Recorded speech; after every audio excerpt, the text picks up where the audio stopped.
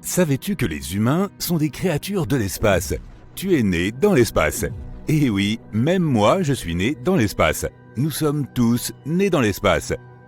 Mais pour que nous autres humains soyons ici sur Terre, il a fallu réunir tant de conditions qu'il était hautement improbable que nous puissions un jour exister. Mais pourtant, nous existons. Tout d'abord, et comme toutes les autres créatures de l'espace qui existent peut-être, il fallait que nous fassions notre apparition sur une planète en orbite autour d'une étoile jaune, pas une étoile rouge ni une étoile bleue. Pas une étoile bleue car elle se consume trop rapidement, en quelques millions d'années, et l'évolution n'aurait pas suffisamment de temps pour opérer et produire des êtres intelligents. Les étoiles bleues ont aussi une fâcheuse tendance à grossir et à devenir rouges, quand elles s'effondrent et explosent.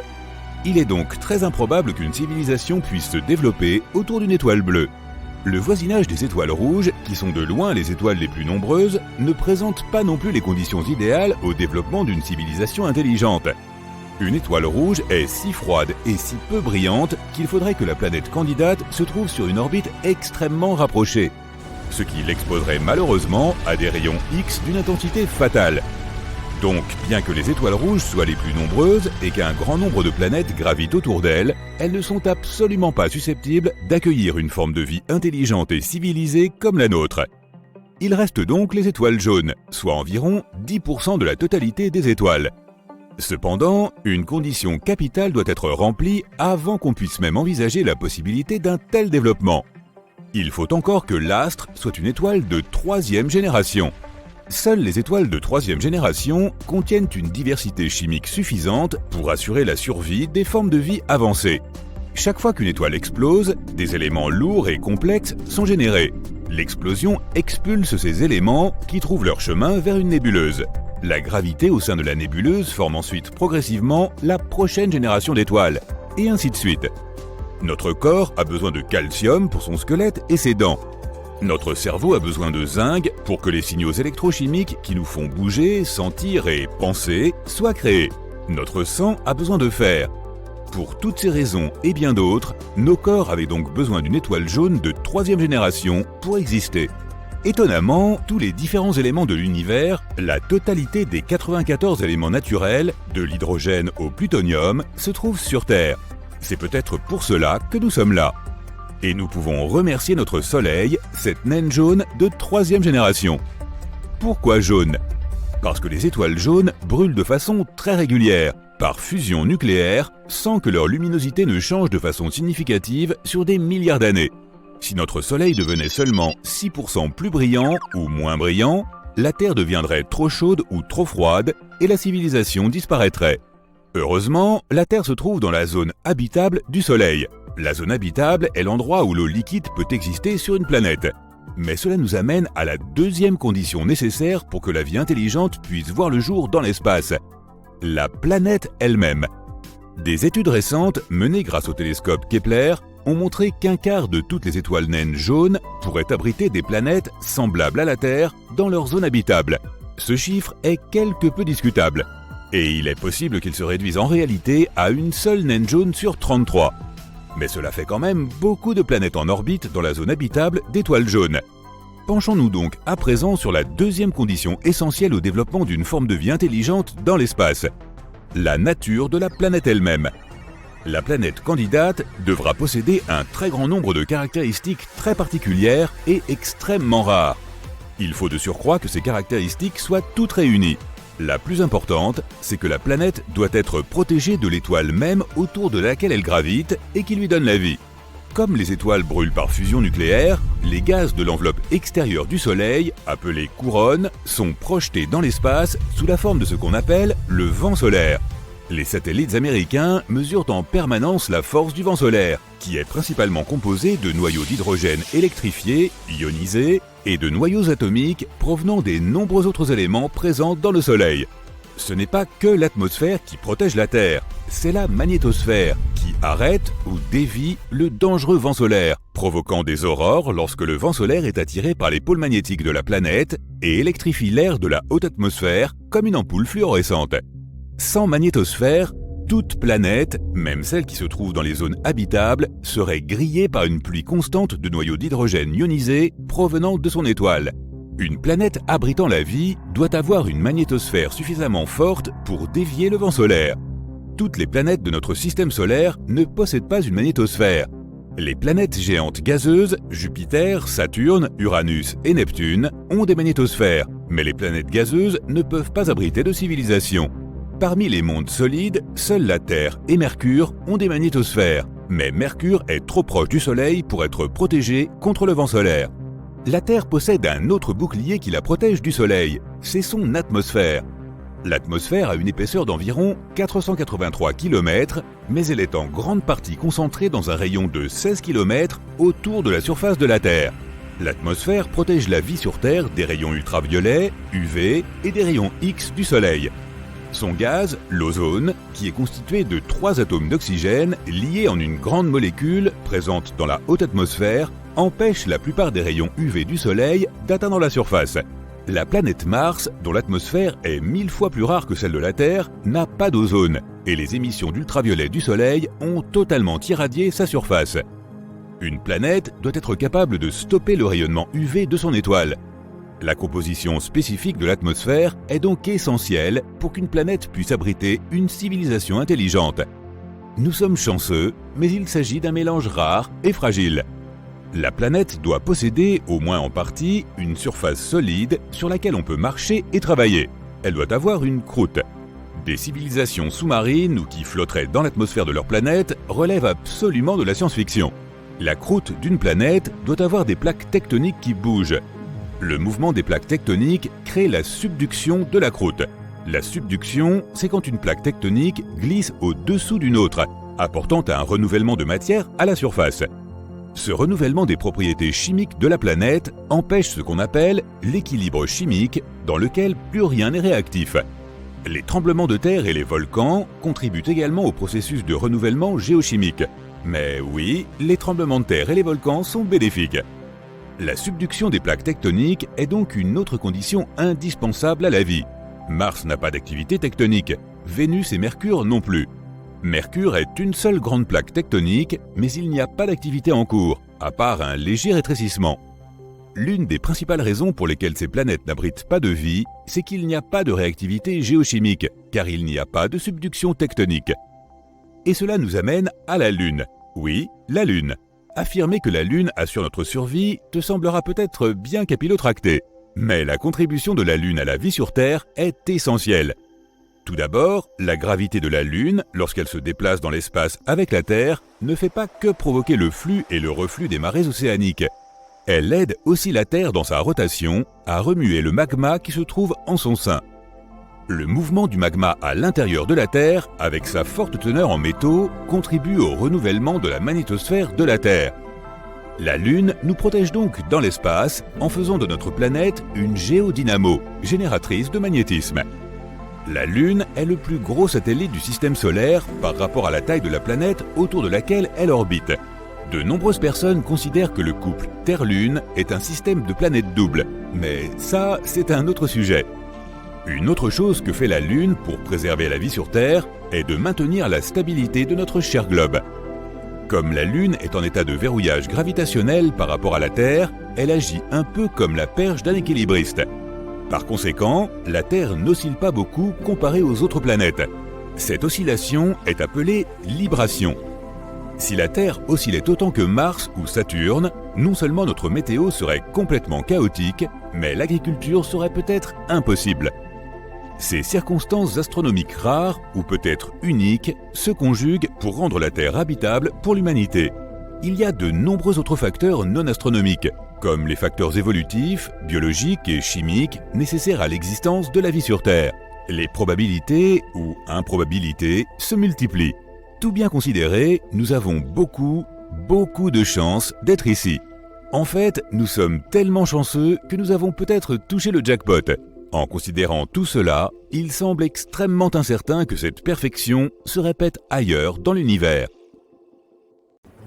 Les éclipses solaires sont des tours de magie cosmique au cours desquelles la Lune avale le Soleil.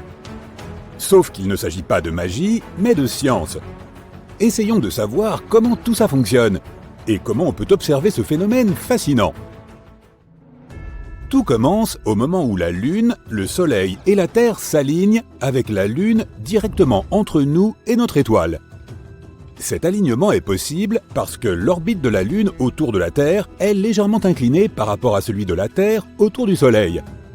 Les éclipses solaires ne se produisent qu'avec les nouvelles lunes, quand la Lune est la plus proche de la Terre sur son orbite. Ainsi, lorsque l'alignement est parfait, l'ombre de la Lune est projetée sur la Terre, ce qui empêche la lumière du Soleil de nous atteindre.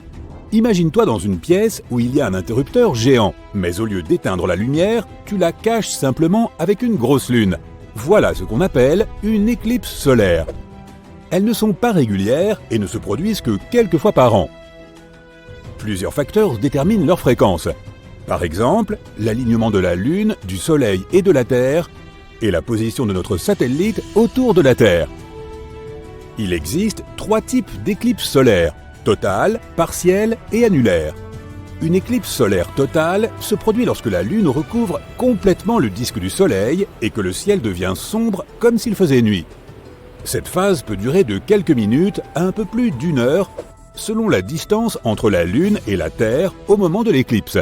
Une éclipse solaire totale ne peut être visible qu'à partir d'une région spécifique de la Terre appelée le chemin de la totalité. Ce chemin est généralement une étroite bande de terre ou de mer. Et s'il se trouve que tu es au bon endroit, tu pourras profiter de cette vue magnifique. Malheureusement, tout le monde n'a pas la chance d'assister à une éclipse solaire totale. Parfois, la Lune ne recouvre qu'une partie du Soleil. Dans ce cas, tu verras un soleil en forme de croissant au lieu d'un soleil complètement avalé. C'est ce qu'on appelle une éclipse solaire partielle. Et si tu n'as vraiment pas de chance, il se peut que la Lune soit trop éloignée de la Terre pour recouvrir complètement le Soleil. Dans ce cas, tu verras un anneau lumineux autour de la Lune. C'est ce qu'on appelle une éclipse solaire annulaire. Les éclipses solaires font partie des phénomènes célestes les plus spectaculaires que l'on puisse observer. Les hommes les ont admirées et étudiées tout au long de l'histoire, et elles ont joué un rôle important dans notre compréhension du Soleil, de la Lune et de la Terre. Nous les avons utilisées pour mesurer la taille et la distance de la Lune et du Soleil, pour étudier l'atmosphère solaire et pour tester la théorie de la relativité générale d'Einstein. Les éclipses solaires ont toujours été importantes pour les humains, et ils les ont associées à différents mythes et superstitions. Certaines cultures y voyaient un présage funeste ou un moyen de communication entre les dieux et les hommes. D'autres pensaient qu'on pouvait y lire l'avenir ou faire fuir les mauvais esprits grâce à elles. Ces croyances nous montrent l'importance que les gens accordaient aux éclipses solaires. Il y a eu de nombreuses éclipses solaires mémorables au cours des siècles, chacune avec une histoire et une signification particulière. En voici quelques exemples parmi les plus mystérieuses, les plus cool ou les plus célèbres. L'éclipse de Thalès est l'une des éclipses solaires les plus célèbres de l'histoire. Elle se serait produite en l'an 585 avant notre ère et aurait été prédite par le philosophe grec Thalès de Milet. Selon la légende, Thalès aurait prédit l'éclipse en observant les cycles de la Lune et sa prédiction aurait étonné et effrayé les gens de l'époque. L'éclipse de Ptolémée est une éclipse solaire totale qui se serait produite en l'an 150 de notre ère. Elle est célèbre parce qu'elle est mentionnée dans les écrits de l'astronome grec Ptolémée. Il s'est servi de ses observations des cycles de la Lune pour faire sa prédiction, qui a, elle aussi, grandement étonné ses concitoyens. L'éclipse du siècle est une éclipse solaire totale qui s'est produite le 11 juillet 1991. Elle fut visible depuis une grande partie de l'Amérique du Sud. Il s'agit de la plus longue éclipse solaire totale du XXe siècle. Elle a duré plus de 6 minutes et demie. L'éclipse des Pyramides est une éclipse solaire totale qui s'est produite le 20 mars 2015 et qui fut visible depuis une partie de l'Europe, de l'Afrique et du Moyen-Orient. Elle est devenue célèbre car elle est passée directement au-dessus des antiques pyramides de Gizeh en Égypte, offrant une occasion unique aux scientifiques et aux touristes d'étudier l'éclipse depuis ce lieu historique. Et bien sûr, la grande éclipse américaine de 2017. Il s'agit d'une éclipse solaire totale, visible depuis une grande partie des États-Unis, d'une côte à l'autre. Ce fut la première éclipse totale visible depuis les États-Unis contigus en près de 40 ans, et elle a attiré des millions de spectateurs et presque tous les médias. Étant donné qu'il s'agit d'un phénomène rare, personne ne souhaite le rater. Par chance, nous disposons d'un calendrier des éclipses solaires qui doivent se produire au cours des prochaines années. La grande éclipse nord-américaine de 2023 devrait être visible depuis une grande partie de l'Amérique du Nord, du nord-ouest Pacifique à la région des Grands Lacs. Il s'agit de la première éclipse totale visible aux États-Unis depuis la grande éclipse américaine de 2017. L'éclipse des Andes de 2024. Celle-ci devrait être visible depuis certaines parties de l'Amérique du Sud, notamment le Chili et l'Argentine. Il s'agira de la première éclipse totale visible en Amérique du Sud depuis l'éclipse du siècle de 1991. L'éclipse de l'Antarctique de 2025. Elle sera visible depuis la partie arctique de notre planète, notamment dans certaines régions du Canada et du Groenland. Ce sera la première éclipse totale visible en Antarctique depuis près d'un siècle. Et l'éclipse du Pacifique de 2026. Cette éclipse sera visible depuis une partie de l'océan Pacifique, notamment en Australie, en Nouvelle-Zélande et aux États-Unis. Il convient de noter que le moment exact et la visibilité de ces éclipses changeront à mesure que nous préciserons nos prédictions. En outre, d'autres éclipses solaires pourraient se produire dans les années à venir. N'oublie pas d'aller jeter un œil sur Internet. Mais une question demeure. Comment les observer ? Eh bien, il faut faire très attention. Voici quelques conseils. Protège bien tes yeux. Ne regarde jamais directement le soleil, même pendant une éclipse. Ta vue risquerait d'en souffrir. Pour observer une éclipse solaire en toute sécurité, il faut utiliser des lunettes d'éclipse certifiées ou un projecteur à sténopée. Ces dispositifs te permettent de regarder l'éclipse sans fixer directement le soleil. Et ils protégeront tes yeux de ces dangereux rayons. Trouve un bon endroit pour observer l'éclipse. Pour profiter au mieux d'une éclipse solaire, il faut se trouver dans un lieu situé sur sa trajectoire et où le ciel est suffisamment dégagé. Utilise un appareil photo ou un télescope. Si tu as un appareil photo ou un télescope doté d'un filtre solaire, tu peux l'utiliser pour prendre des photos ou observer l'éclipse. Veille seulement à bien préparer tes yeux et ton instrument. Informe-toi. Il est important de bien se renseigner sur ces phénomènes, notamment sur leur moment exact, leur trajectoire et le type d'éclipse dont il s'agit. Cela t'aidera à te préparer. Tu pourras ainsi disposer de l'équipement nécessaire et prendre toutes les précautions requises. Et voilà, plutôt simple, pas vrai ? Si tu suis ces conseils, tu pourras assister aux éclipses solaires en toute sécurité et de manière responsable. Et si tu as l'occasion d'en voir une un jour, n'oublie pas de prendre des photos et de les partager avec tes amis. C'est une expérience unique dont tu te souviendras longtemps. Voici une nouvelle. La plus ancienne pyramide du monde a été construite pendant la dernière période glaciaire. Et elle ne se trouve pas en Égypte. Il semblerait que nos ancêtres aient érigé une pyramide vieille de 27 000 ans à Java Ouest. Gunung Padang n'a pas l'air d'une vraie pyramide au premier abord. C'est plutôt une colline avec d'énormes pierres éparpillées partout.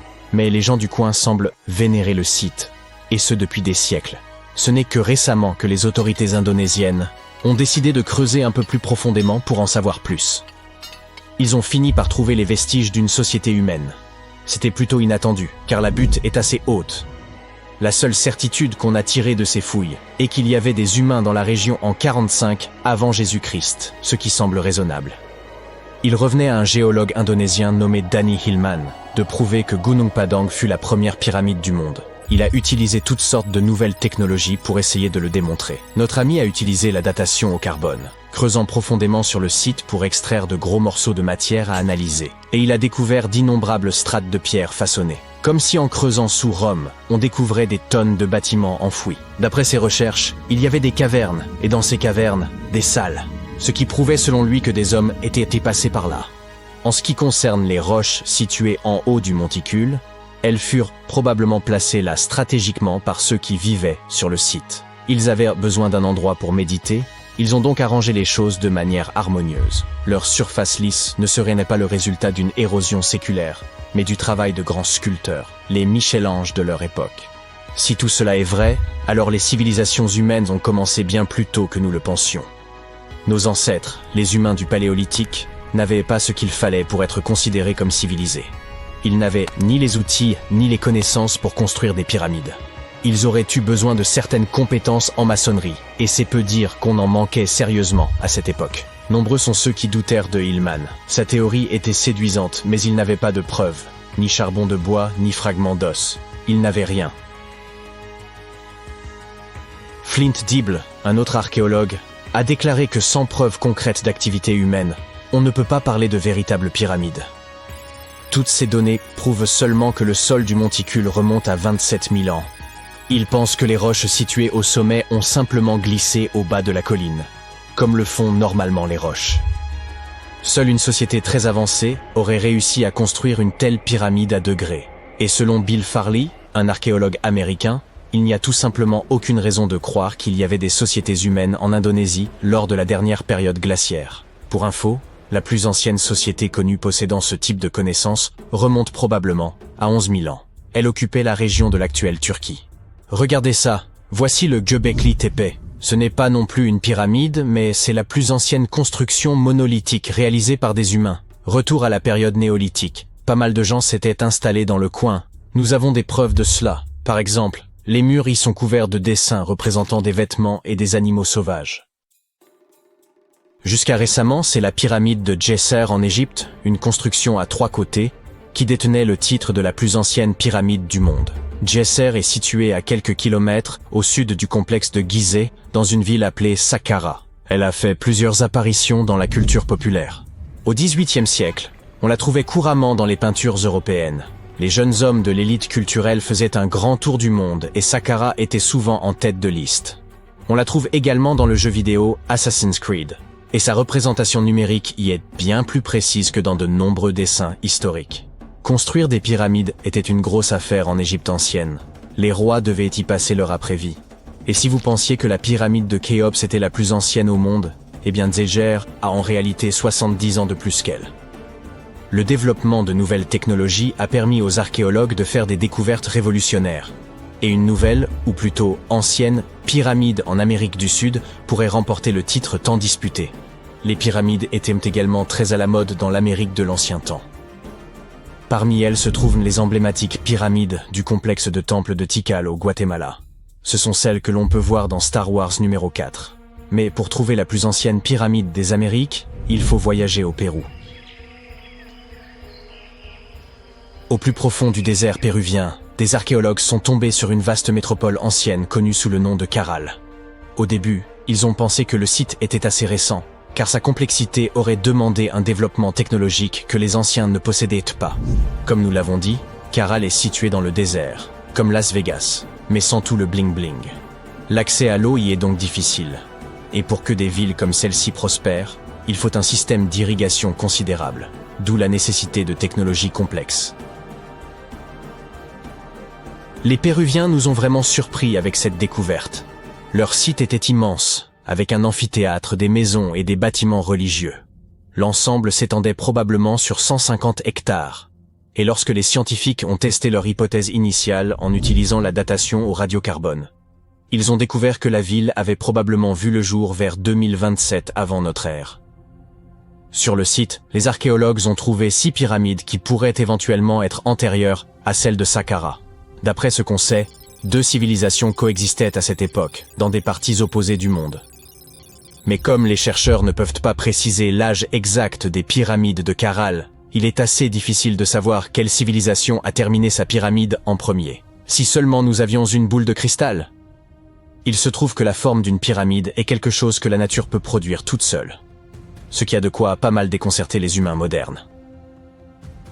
Un exemple classique est le site japonais de Yonaguni, également connu sous le nom de l'Atlantide du Japon. Le monument dans son ensemble fait environ la taille de 5 terrains de football et s'élève aussi haut qu'un bâtiment de 5 étages. Les explorateurs et les scientifiques pensent que Yonaguni remonte à 10 000 ans.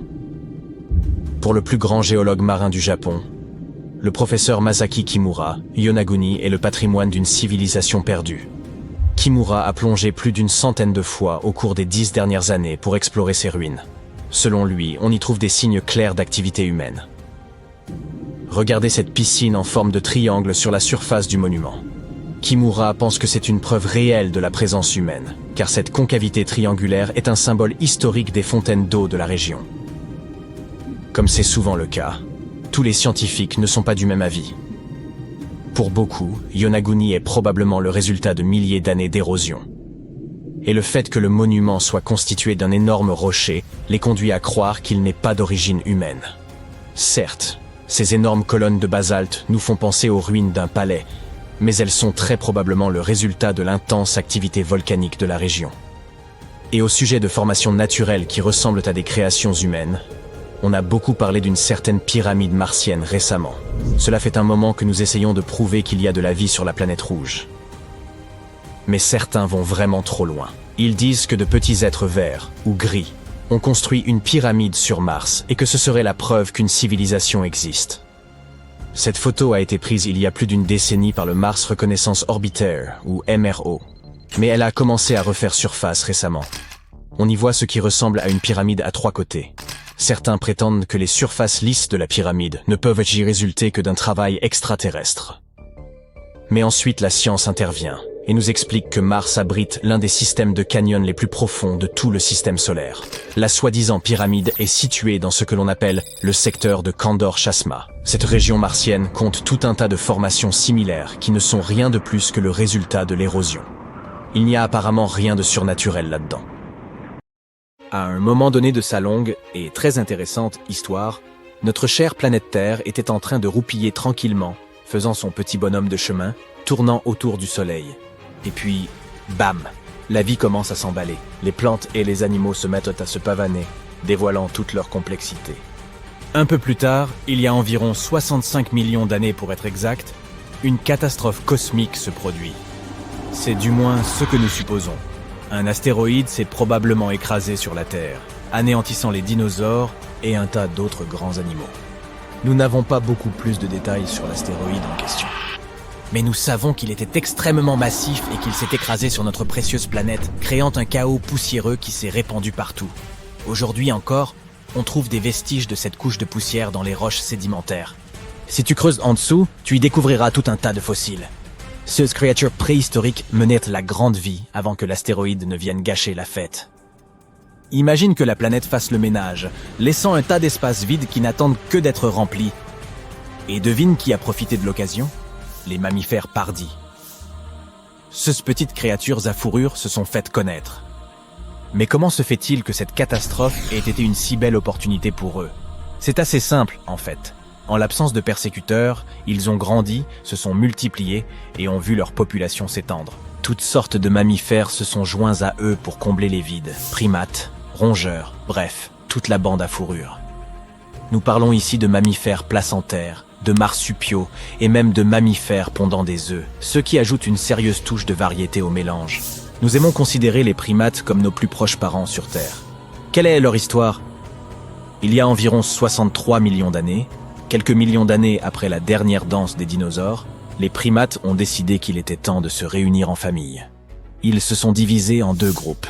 Les haplorhiniens, qui sont devenus les petits et les grands singes que nous connaissons aujourd'hui, et les strepsirrhiniens, qui sont devenus les lémuriens et les aïe-aïe. La fête ne s'est pas arrêtée là. Il y a environ 58 millions d'années, les haplorhiniens ont entamé leur propre petite mission. Un invité spécial, le tarsier, a fait son entrée en scène. Avec ses grands yeux parfaits pour toutes sortes de manigances nocturnes. Le tarsier a choisi un chemin différent de celui de ses parents primates, embrassant sa niche unique et évoluant à l'écart. Aujourd'hui encore, le tarsier est le seul primate à se nourrir exclusivement de viande. Ces petits bonshommes ont un goût prononcé pour les insectes, les petits oiseaux, les rongeurs et même les lézards. Mais ce n'est pas tout ce qui les rend uniques. Leurs yeux sont 2 fois plus grands que leur cerveau. Leur tête peut aussi effectuer une pirouette de 180 degrés, comme un hibou. Grâce à leurs caractéristiques, les tarsiers sont les véritables rois et reines de la nuit. Grâce à leur super pouvoir de repérage des ultrasons, ils peuvent détecter leur proie instantanément. De plus, leurs pattes et leurs pieds sont tels des ressorts, toujours prêts à les faire bondir. Ils possèdent un os spécial de la cheville, le tarse, qui leur permet d'effectuer des sauts de proportions épiques. D'où leur nom, si tu te posais la question. Mais laissons ces petites créatures se reposer et revenons à notre histoire. Il y a environ 55 millions d'années, la Terre a monté le thermostat littéralement. Cette chaleur s'est avérée un peu trop difficile à supporter pour de nombreuses créatures et plantes des profondeurs de l'océan, et elles ont tiré leur révérence. Mais chaque fin est toujours le commencement d'autre chose, n'est-ce pas? Les mammifères océaniques connus sous le nom de cétacés y ont vu leur chance et l'ont saisi. Ils se sont engouffrés dans 16 niches vides et se sont rendus maîtres des mers. Dans cette catégorie de créatures, on retrouve la baleine bleue et le dauphin. Un primate particulier a fait son apparition il y a environ 47 millions d'années. Les scientifiques appellent aujourd'hui affectueusement le fossile de cette créature Ida. Cette petite merveille a fait sensation, car elle a d'abord été présentée comme le chaînon manquant de l'évolution humaine. Mais voici la partie la plus hilarante. Il s'est avéré qu'Ida ne faisait pas partie des haplorhiniens à nez sec, mais plutôt des strepsirhiniens à nez humide. Il y a 40 millions d'années, un autre événement majeur s'est produit dans le monde des primates. Les singes du Nouveau Monde, nos lointains cousins, ont décidé d'emprunter un chemin différent et de se détacher de notre lignée de singes de l'Ancien Monde. Ils ont pris leurs affaires et sont partis à la conquête de l'Amérique du Sud, où ils vivent encore aujourd'hui. Quelle est la différence entre les deux, me diras-tu? Eh bien, un élément crucial les distingue. Les singes de l'Ancien Monde avaient les narines orientées vers le bas. Il y a environ 25 millions d'années, une autre bande de singes est entrée en scène. Ceux-ci avaient une particularité, ils n'avaient pas de queue. Ces créatures uniques allaient redevenir nos plus proches parents. Il s'agit des singes et des grands singes, des mecs cool qui partagent avec nous un grand nombre de similitudes génétiques. Le premier singe à s'être libéré de cette folie simiesque est le gibbon.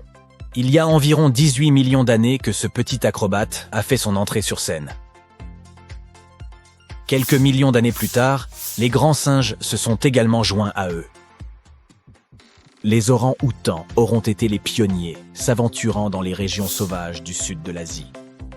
Nous nous rapprochons de plus en plus du présent. Il y a 7 millions d'années, les grands singes ont pris un tournant significatif sur la route de l'évolution. L'une des voies menait à nos ancêtres, les futurs Homo sapiens, tandis que l'autre conduirait aux chimpanzés et aux bonobos. Ces deux branches de primates sont restées soudées pendant quelques millions d'années avant de prendre des chemins différents. Il y a 5 ou 6 millions d'années, un singe a changé la donne. L'Ardipithèque a fait son entrée dans l'histoire de notre évolution. Il possédait un talent très particulier, la bipédie. En effet, il s'agissait là de l'un des premiers singes à marcher sur 2 pieds, ce qui a probablement suscité la plus grande circonspection de la part de 16 compagnons primates. Les véritables vedettes, cependant, sont arrivés il y a environ 4 millions d'années. C'est l'équipe des Australopithèques, les premiers membres de la sous-tribu des Hominina, notre tribu à nous. Qu'est-ce qui les rendait si spéciaux? Eh bien, probablement le fait qu'ils soient venus aussi bien équipés, d'outils en pierre, pour être précis. Il semble qu'à un moment donné de leur évolution, ces astucieux primates aient commencé à utiliser la pierre pour se faciliter la vie. Maintenant, voici un tournant crucial de notre d'histoire. Il y a environ 2 millions d'années, nos ancêtres ont été confrontés à une famine de grande ampleur. La survie du plus fort était alors le mot d'ordre, et 2 stratégies ont vu le jour. Le premier groupe a opté pour des mâchoires plus puissantes, ce qui lui a permis de mâcher des aliments coriaces comme les noix. Le second groupe a eu une toute autre idée. Il a opté pour des mâchoires plus faibles, mais des cerveaux plus gros. Il voulait avoir accès à une plus grande variété d'aliments. Évidemment, c'est le groupe au cerveau le plus développé qui l'a emporté. Et c'est là que notre équipe entre en jeu. Il y a environ 2,5 millions d'années, un type de primate surnommé l'homme habile a marqué l'histoire. Ces créatures intelligentes avaient un plus gros cerveau et savaient comment utiliser ces neurones à bon escient. Puis, il y a environ 1,9 million d'années, une nouvelle étoile est apparue au firmament, l'Homo erectus. Ces créatures ne se contentèrent pas de marcher debout. Elles avaient aussi un cerveau presque 2 fois plus gros que celui de l'Homo habilis d'antan. Ils ont pris le monde par surprise, en devenant les premiers de nos ancêtres à s'aventurer hors du continent africain. Ils savaient même apprivoiser le feu. Il y a environ 700 000 ans, le monde a ensuite connu une révolution culinaire, lorsque les premières traces de cuisine sont apparues. Et il y a environ 500 000 ans, nos ancêtres ont décidé qu'il était temps de devenir esclaves de la mode en arborant les premières traces de vêtements. Notre propre espèce est née il y a seulement 300 000 ans. Je t'avais bien dit qu'on était à la traîne. Mais le monde n'a plus jamais été le même après l'apparition de l'Homo sapiens, l'homme moderne sur le plan anatomique. Aux côtés d'autres membres de notre famille, nous avons émergé, prêts à conquérir le monde avec nos esprits novateurs et nos sociétés complexes. Le cheminement exact de notre évolution reste un peu mystérieux. Mais ce dont nous sommes sûrs, c'est que les Néandertaliens se sont joints à la fête à un moment ou à un autre. L'essor de l'Homo sapiens s'est accompagné d'un développement des capacités linguistiques. Le langage moderne serait apparu presque en même temps que notre espèce. Nous avons commencé à nous exprimer, à partager des histoires et à façonner le monde avec nos mots. Et voilà le travail. Il aura fallu 13,8 milliards d'années d'histoire cosmique pour que les humains fassent leur entrée. Réfléchis-y. 99% du temps écoulé depuis le Big Bang, nous n'étions même pas là. Notre espèce, l'Homo sapiens, est la petite dernière de la famille Terre et n'existe que depuis une infime partie du temps alloué à l'univers. Pourtant, en un clin d'œil, nous avons réussi à démêler toute l'histoire qui nous a menés à notre propre existence. L'histoire ne s'arrêtera pas avec nous. C'est une saga en cours qui s'écrit à chaque instant. Nous sommes en 1898 et tu participes à des fouilles à Saqqara. Cet endroit, situé non loin du Caire, regorge de tombes anciennes et de pyramides. En bon aventurier, tu espères trouver quelque chose de vraiment cool et devenir célèbre.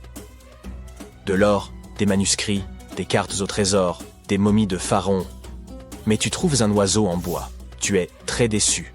Ça ressemble à un simple jouet. Un jouet ancien, mais un jouet tout de même. Tu es alors loin de te douter que, dans quelques années, quelqu'un affirmera qu'il s'agit en fait d'un ancien monoplan. Cet objet, surnommé l'oiseau de Saqqara, est en bois de sycomore. Il a une envergure d'à peine 18 cm et pèse environ 40 grammes. Un beau souvenir de ton voyage en Égypte, à mon avis. Il a plus de 2000 ans et est assez simple, sans plumes gravées ni aucune autre décoration. Il a cependant un bec et des yeux, ce qui le fait un peu ressembler à un faucon, l'emblème du dieu Horus. Sa queue a quelque chose d'inhabituel, elle est carrée, étrangement droite, et on dirait qu'une pièce aujourd'hui manquante venait autrefois la compléter. Nous adorons résoudre les mystères, du coup, plusieurs théories ont été avancées au sujet de cet oiseau. La première, toute simple, est qu'il s'agissait d'un objet cérémoniel. La deuxième idée est qu'il s'agissait du jouet d'un enfant né dans une famille aisée. Il pourrait s'agir d'une sorte de boomerang, très populaire dans l'Égypte ancienne. Enfin, selon une autre théorie, l'oiseau aurait été utilisé comme girouette. Mais cette théorie n'a pas été retenue, car la figurine ne présente aucun trou ou marquage, à l'exception de celui qui a été fait au musée du Caire pour la fixer sur son socle. Il n'y avait donc jadis aucun moyen de l'accrocher. Près d'un siècle après la découverte de l'oiseau, l'égyptologue Khalil Messia a proposé une nouvelle théorie selon laquelle il pourrait s'agir d'un modèle de monoplan. Selon lui, il manquait à l'oiseau un empennage horizontal. Par ailleurs, ses ailes étaient placées à angle droit, comme celles des avions modernes. Cela aurait pu servir à générer la portance aérodynamique nécessaire au vol. Le docteur Messia a également affirmé qu'il était courant à l'époque de placer des modèles miniatures d'inventions technologiques dans les tombes. Les anciens Égyptiens ont-ils vraiment inventé l'avion en 200 avant notre ère? Cela aurait beaucoup contrarié les frères Wright, que l'on considère comme les inventeurs de l'aviation. Ils n'ont effectué leur premier vol qu'en 1903. Afin de nous en assurer, il nous faudrait tester le modèle. Mais le musée égyptien ne laisserait probablement personne lancer en l'air cette précieuse pièce de collection. C'est pourquoi le concepteur de planeurs, Martin Grégory, a construit un modèle similaire, cette fois en balsa, et a pu conclure que même avec un empennage horizontal, cet avion n'était pas très performant. Affaire résolue. Et non. Une chaîne de télévision n'a pas trouvé cela convaincant et a donc invité un expert en aérodynamique à construire une autre réplique de notre oiseau. Il l'a testé dans des conditions similaires à celles de l'Égypte ancienne, et a été impressionné par ses capacités. Ainsi, si le prototype d'un avion a bien été inventé à l'époque des pharaons, il s'agirait d'un OPART, ou objet manufacturé incongru, en français. soit un objet anachronique, en avance sur son temps en termes de technologie ou d'histoire. Et l'oiseau de Saqqara n'est pas le seul exemple d'une telle chose. En 1901, un groupe de plongeurs a découvert la machine d'Anticythère dans une épave sous-marine près de l'île grecque du même nom. On l'a surnommée le premier ordinateur analogique du monde. Et on pense qu'elle date d'environ 100 ans avant notre ère. Le mécanisme en bronze pouvait indiquer la position du Soleil, de la Lune, des planètes et des étoiles, ainsi que les phases lunaires, les dates des prochaines éclipses solaires, et même la vitesse à laquelle la Lune se déplace dans le ciel. Personne ne sait exactement qui l'a utilisé, ni comment ou où il a été fabriqué. Mais il est évident qu'il était extrêmement précis et bien trop avancé pour son époque. Les premières toilettes à chasse d'eau ont-elles été inventées au XXe siècle? Et non. Les Minoens de Crète et la civilisation de la vallée de l'Indus ont mis au point cette super invention à peu près à la même époque, il y a environ 4000 ans. Leur modèle de plomberie était si bien conçu qu'il a fallu attendre 2000 ans avant de voir apparaître quelque chose d'aussi performant. Une ancienne toilette minoenne a été découverte dans le palais de Knossos. Elle était équipée d'un siège de bois placé juste au-dessus d'un tunnel qui conduisait l'eau d'un réservoir vers un égout souterrain. D'autres toilettes nécessitaient un apport d'eau à l'aide de cruches. Seuls les riches pouvaient s'offrir un tel luxe. À l'époque, si tu possédais un bien immobilier, les toilettes chasse d'eau étaient le signe de ton appartenance aux plus hautes sphères. Les portes automatisées étaient une chose nouvelle en 1931. Mais la technologie qu'elles utilisent est en fait beaucoup plus ancienne. Elle date du 1er siècle de notre ère. Le mathématicien et ingénieur Héron d'Alexandrie imagina à cette époque un système capable d'ouvrir et de fermer les portes. Pour faire fonctionner son invention, il fallait allumer un feu. Un pot en laiton était placé sous le feu, à moitié rempli d'eau. Le pot était ensuite relié à des récipients qui servirent de poids. Grâce à la chaleur, l'eau se déplaçait dans les récipients qui descendaient et tiraient sur les cordes. Rien à voir avec une porte de supermarché qui s'ouvre et se ferme grâce à l'électricité. La porte de Héron mettait des heures à s'ouvrir, et il n'y avait aucun moyen d'arrêter le processus. C'est pourquoi on n'ouvrait les portes qu'une fois par jour, avant que les gens n'entrent dans les temples. Cela ajoutait un peu de mystère aux cérémonies. Incroyable. Il semblerait que la toute première batterie ait été inventée à Bagdad, il y a environ 2000 ans. Un archéologue allemand a découvert une jarre d'argile de forme ovale en 1938. Les scientifiques ne savent toujours pas à quoi elle servait ni qui l'a inventée. Selon une théorie, elle aurait été utilisée pour galvaniser des objets avec des métaux précieux. Lorsqu'elle était remplie d'un acide faible, comme du vinaigre, la batterie produisait environ 1 volt. Selon une autre théorie, il s'agirait d'un récipient destiné à recevoir des rouleaux sacrés. Que dirais-tu de lentilles de contact conçues par Léonard de Vinci? En 1508, il inventa une lentille de verre munie d'un petit entonnoir. Il n'y avait qu'à verser de l'eau à l'intérieur, et cela améliorait la vision. Mais ce n'était pas super pratique. 100 ans plus tard, René Descartes décida d'améliorer cette idée. On dit lentilles de contact, parce qu'elles sont censées entrer en contact avec les yeux, tu vois? Ce tube de verre rempli de liquide permettait une meilleure vision. Mais il était hélas impossible de cligner des yeux. 2 siècles et demi plus tard. La technologie du verre permit aux scientifiques de concevoir des lentilles qui s'inséraient dans l'œil et permettaient même à leurs porteurs de cligner des yeux. Une belle invention. Toutefois, ces lentilles étaient fabriquées en verre soufflé et l'œil ne pouvait pas respirer. Une 50aine d'années plus tard, les concepteurs adoptèrent le plastique, plus léger, incassable et résistant aux rayures, même si les lentilles couvraient encore l'œil entièrement. Ce n'est qu'en 1948 qu'un certain Kevin Tuohy ponça une lentille en plastique et se rendit compte qu'elle restait en place même en ne couvrant que la cornée. Imagine-toi vivre dans le Londres du 19e siècle et avoir besoin d'envoyer un message à New York. Cela prenait alors une dizaine de jours. Du coup, lorsqu'en 1858 les délais passèrent de quelques jours à quelques heures, ce fut une véritable révolution. Le premier message fut envoyé par la reine Victoria elle-même, grâce à un câble télégraphique transatlantique qui passait sous l'océan.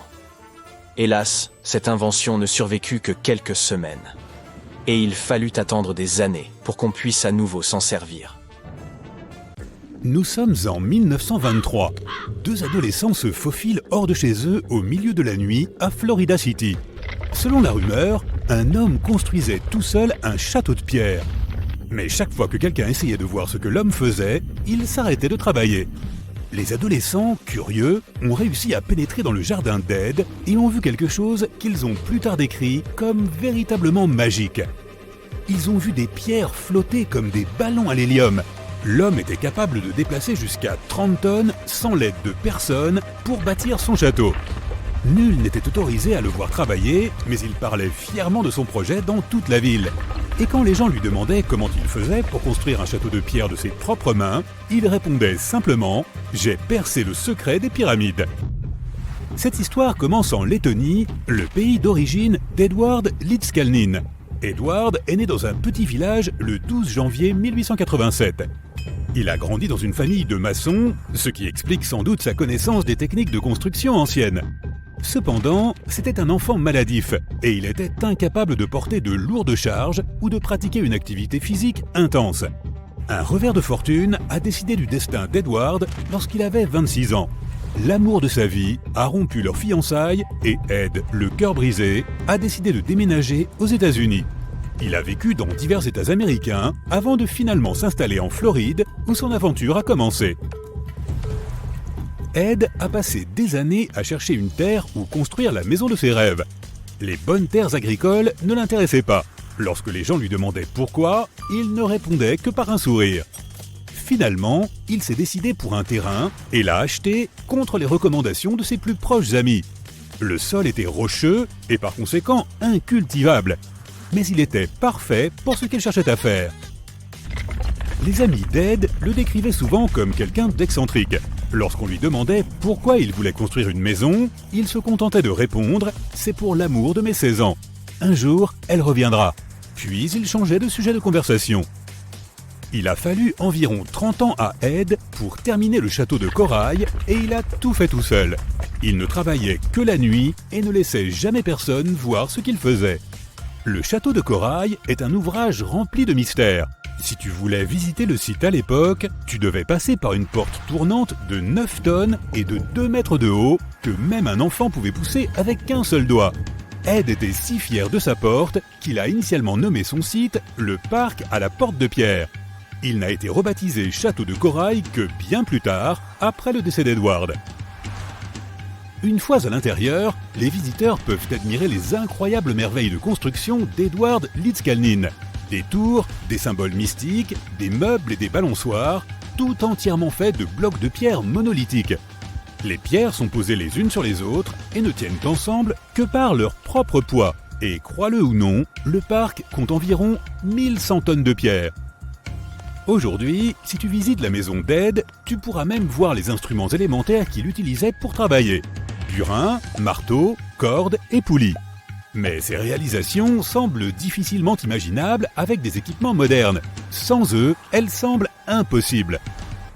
L'énigme du château de corail réside dans sa construction même et les techniques utilisées. Sur la seule photo d'Ed Lidskalnin au travail, nous voyons une structure à levier simple composée d'un palan à chaîne attaché à un trépied de bois. Le trépied était fait de vieux poteaux téléphoniques surmontés d'un caisson en bois. Ce qu'il y avait dans le caisson demeure bien sûr un mystère. Malheureusement, il a emporté ses secrets avec lui, n'ayant jamais dévoilé la vérité de son travail à quiconque. Mais nous en saurons peut-être davantage un jour, car plusieurs personnes ont émis des théories et continuent encore aujourd'hui de spéculer sur les techniques employées. Selon l'une de ces théories, il existerait un réseau harmonique dans la couche superficielle de la Terre et donc des zones d'antigravité en certains points du globe. On pense que le château de corail aurait été construit sur une de ces zones. Cela pourrait expliquer pourquoi Ed a mis si longtemps à trouver le terrain qui lui convenait. Peut-être cherchait-il un site qui lui permettrait d'exploiter ses forces antigravitationnelles. Mais chaque fois qu'Ed parlait de son travail, il disait simplement qu'il avait tout compris des lois relatives au poids et aux effets de levier et qu'il avait percé le secret des pyramides. Mais de quel secret s'agissait-il, te demandes-tu peut-être? D'après Ed lui-même, tout reposait dans le magnétisme. Il a même publié un texte intitulé « Le courant magnétique ». Il y explique que toute chose contient des particules magnétiques, il ne reste qu'à découvrir où elles se trouvent exactement à l'intérieur de tel ou tel objet. Et ainsi, les objets peuvent être soulevés et déplacés sans presque aucun effort. Un peu comme on déplace quelque chose de lourd sous l'eau. Les scientifiques disent que si nous supposons qu'Ed Lidskalnin et les bâtisseurs de pyramides ont utilisé la même technique, il n'aurait fallu qu'environ 4700 ouvriers pour construire la grande pyramide de Gizeh, au lieu des 20 à 100 000 estimés habituellement. Mais cette histoire recèle encore de nombreux mystères. À la fin des années 1920, Ed terminait la construction de son château de corail à Florida City. Des rumeurs sur son travail s'étaient répandues dans toute la ville. Les gens disaient qu'Ed cachait de l'argent quelque part dans sa maison. Une nuit, un groupe d'hommes a attendu qu'Ed se trouve seul pour s'introduire dans le château et le cambrioler. Ils n'ont pas trouvé d'argent et n'ont heureusement pas fait de mal à Ed. Mais les jours suivants, celui-ci a décidé qu'il valait mieux qu'il quitte ces terres. Bien sûr, il n'a pas emporté que sa brosse à dents avec lui. Il a décidé de déplacer l'ensemble du château de corail sur un autre site, à 10 km de l'endroit où il avait bâti son parc. La légende raconte qu'Ed aurait engagé un chauffeur de camion en exigeant qu'il garde le secret sur ce qu'il avait l'intention de faire. Il lui a demandé de regarder ailleurs pendant qu'il chargeait le camion tout seul, déplaçant toutes les pierres sans aucune aide. Une fois le camion rempli, Ed est allé installer son château à Homestead, en Floride, où le parc se trouve encore aujourd'hui. En 1986, on a envoyé une équipe d'ingénieurs de l'Université de Floride pour tenter de réparer la porte d'entrée du parc, ce portail tournant de 9 tonnes dont Ed était si fier. Ils s'y sont rendus munis des équipements les plus modernes, parmi lesquels une grue de 20 tonnes. Lorsque les ingénieurs ont démonté la porte, ils ont remarqué qu'Ed avait placé une étrange pierre circulaire au-dessous.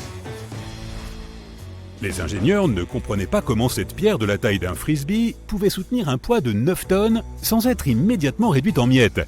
Ils ont envoyé la pierre au département de géologie de l'Université de Floride, mais les géologues l'ont simplement renvoyée en affirmant qu'ils ne savaient pas d'où elle pouvait provenir. Rien dans leur base de données ne pouvait les renseigner sur son origine. Les ingénieurs ont remis la porte de 9 tonnes en place en essayant d'utiliser d'autres techniques. Au début, cela ne fonctionnait pas sans la base qu'Ed avait utilisée. Ils ont donc dû couper directement dans la pierre pour que la porte puisse à nouveau tourner, prouvant du même coup qu'aucune technologie moderne ne pouvait reproduire ce qu'Ed avait fait tout seul. Avance rapide jusqu'en 2011. Un homme a prétendu avoir percé le mystère des bâtisseurs de pyramides et d'Ed Lidskalnin lui-même. Wally Wallington, un ouvrier du bâtiment à la retraite du comté de Lapeer dans le Michigan, a réussi à construire quelque chose en utilisant des techniques similaires à celles utilisées par Ed. Wallington est célèbre pour avoir bâti son propre Stonehenge dans le Michigan. On dit qu'il a utilisé des machines simples, des leviers et des contrepoids pour déplacer des blocs de béton de plusieurs milliers de kilos. Contrairement à Ed, Wallington a partagé ses techniques avec le public. De multiples vidéos présentent les techniques d'ingénierie qu'il a mises au point en employant que des matériaux très simples. C'est vraiment impressionnant. Il a déplacé sa grange entière sur un autre site en n'utilisant que des outils élémentaires. Cependant, il n'y a aucun moyen de savoir si ce sont les mêmes techniques que celles utilisées pour la construction du château de corail. À ce jour, les secrets du célèbre château n'ont toujours pas été élucidés. Mais qui sait, nous y arriverons peut-être un jour. Est-ce que tu sais qui était Nikola Tesla? Tu as certainement entendu parler des grandes pyramides d'Égypte. Et si je te disais que Tesla a peut-être découvert l'ancien mystère qui entoure 16 pyramides? Pardon? Un mélange de science et d'archéologie? Et non. Il est fort probable que les pyramides ne soient pas si énigmatiques après tout. Mais tout d'abord, voici ce que nous savons sur les pyramides. Qu'ont-elles de si mystérieux?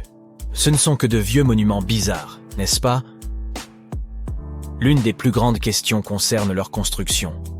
Certains pensent qu'elles furent bâties à la force du poignet et à la sueur du front, d'autres qu'une source d'énergie inconnue de l'homme moderne fut utilisée pour les ériger.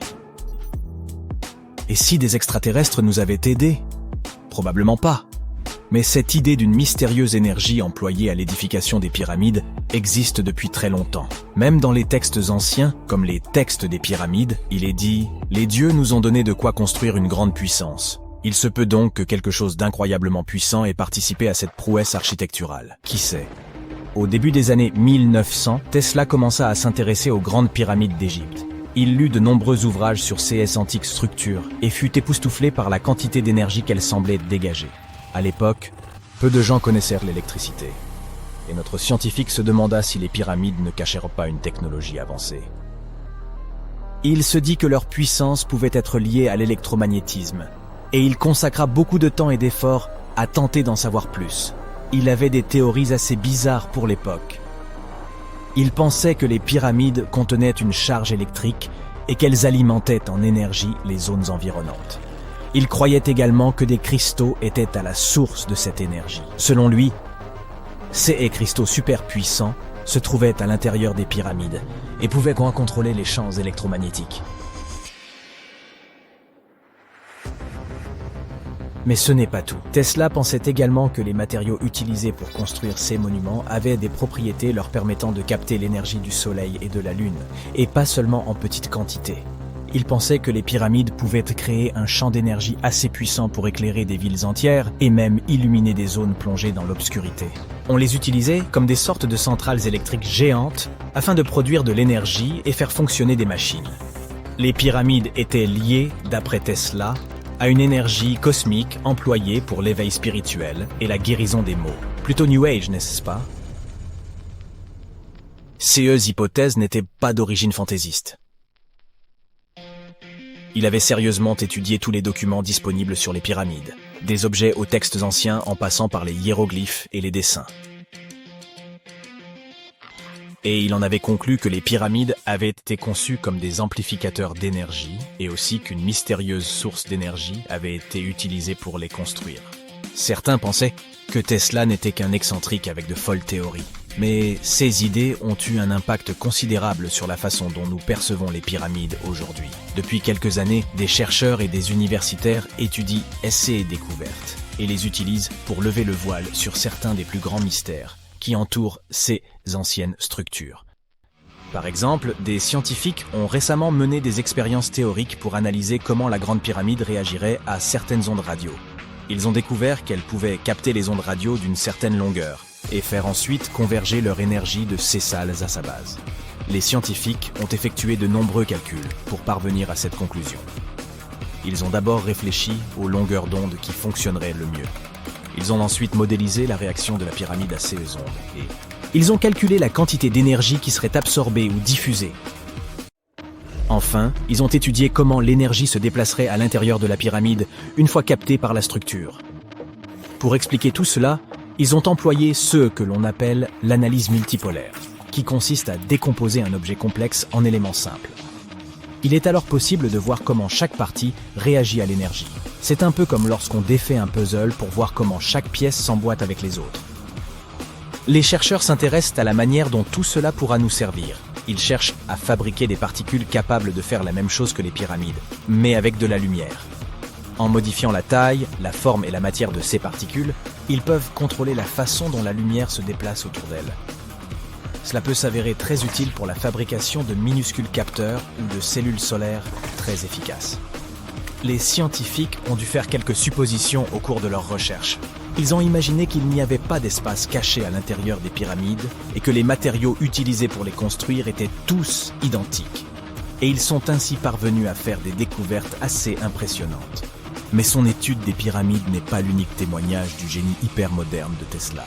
Nombreuses sont ces théories qui paraissaient irréalistes à l'époque, mais que des scientifiques réévaluent aujourd'hui pour des applications pratiques. Parlons du projet le plus ambitieux de Tesla, la tour de Wardenclyffe. En 1900, Tesla était déjà un grand nom de l'ingénierie électrique en Amérique. Cette invention étonnante et le fait qu'il ait réussi à surpasser Thomas Edison dans la guerre des courants impressionnait les gens. Mais Tesla ne se reposa jamais sur ses lauriers. Il décida ensuite de se lancer dans son projet le plus ambitieux, la tour de transmission de Wardenclyffe. Construite entre 1901 et 1905, elle est fondée sur l'une des idées les plus révolutionnaires de Tesla. Il souhaitait rendre l'impossible possible en créant un système mondial de communication sans fil. Ce système utiliserait la Terre elle-même comme conducteur, transmettant de la musique, des informations, des rapports boursiers, des communications militaires sécurisées et même des images en fac-similé. Cela te rappelle quelque chose? Oui, cela ressemble à l'Internet que nous utilisons aujourd'hui, mais sans aucun câble. Mais Tesla avait un rêve encore plus grand, transmettre de l'énergie sans fil. Il avait déjà prouvé qu'il était possible d'envoyer des signaux à haute fréquence grâce à son célèbre transformateur. Et par la suite, il fut obsédé par la transmission d'énergie sans fil. Sa vision était non seulement de transformer la façon dont nous communiquons, mais aussi de trouver un moyen de transférer des courants électriques à l'échelle mondiale en puisant dans l'énergie naturelle de la Terre. Tesla pensait qu'il existait une abondance d'énergie libre, tout autour de nous, et qu'elle pouvait être utilisée au profit de l'humanité. En 1899, il mena des expériences secrètes et fut convaincu qu'il était possible de transmettre de l'énergie électrique à travers la haute atmosphère terrestre. C'est ainsi que la tour de Wardenclyffe vit le jour. Elle était censée être la station prototype d'un réseau planétaire qui devait fournir de l'énergie sans fil au monde entier. Malheureusement, Tesla n'avait ni les ressources ni la confiance de ses investisseurs pour mener à bien ce projet. Il rencontra toutes sortes de problèmes financiers. Et en 1917, la tour inachevée fut finalement démolie et tout son matériel vendu afin de rembourser les dettes croissantes de notre génie. Aujourd'hui, elle nous rappelle tristement que les plus grands esprits ne parviennent pas toujours à réaliser leurs rêves. Cependant, le laboratoire de briques rouges est toujours là, le seul laboratoire de Tesla à avoir survécu. Un détail amusant. En 2017, une équipe de tournage a fait une découverte stupéfiante. Ils ont utilisé un géoradar pour explorer la zone autour de Wardenclyffe et ils ont trouvé toute une série de tunnels s'étendant sur des dizaines de mètres au-dessous du site.